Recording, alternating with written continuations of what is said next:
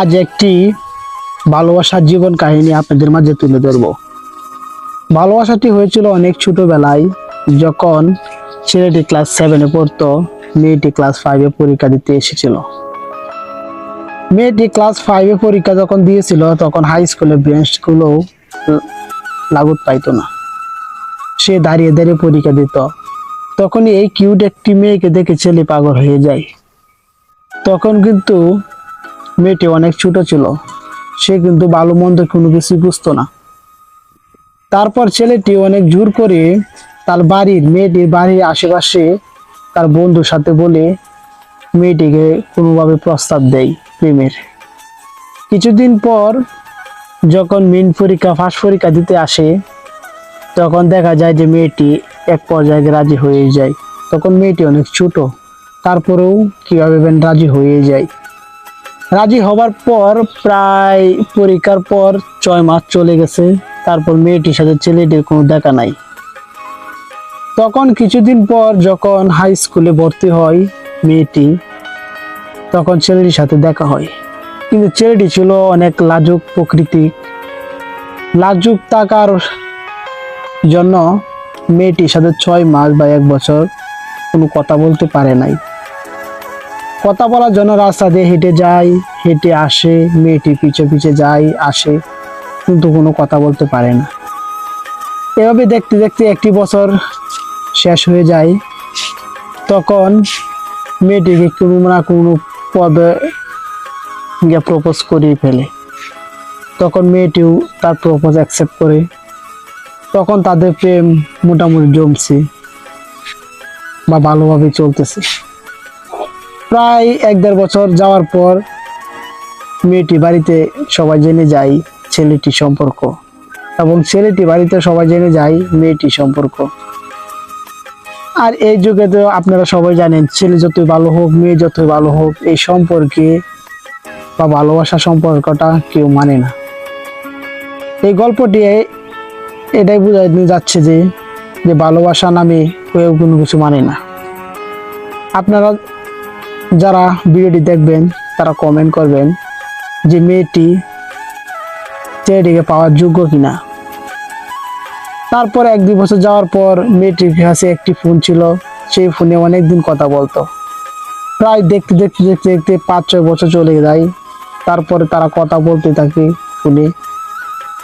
তখন দেখতে দেখতে ছেলেটি হাই স্কুল লেভেল শেষ করে, কলেজ জীবন শেষ করে, তারপর মেয়েটি কলেজে উঠে পড়ে, কলেজে ইন্টার পরীক্ষা দিয়ে শেষ করে। তখন হঠাৎ করে শুনে যে ছেলেটি মেয়েটির সাথে কথা বলে না, বা মেয়েটি ছেলের সাথে কথা বলে না। প্রায় 8 বছর পর তাদের মধ্যে বিচ্ছেদ ঘটে যায়। বিচ্ছেদ মানে এটাই যে কেউ কারোর সাথে কথা বলে না, তাই কিন্তু তাদের সাথে কোনো দেখা পর্যায়েও আসে না।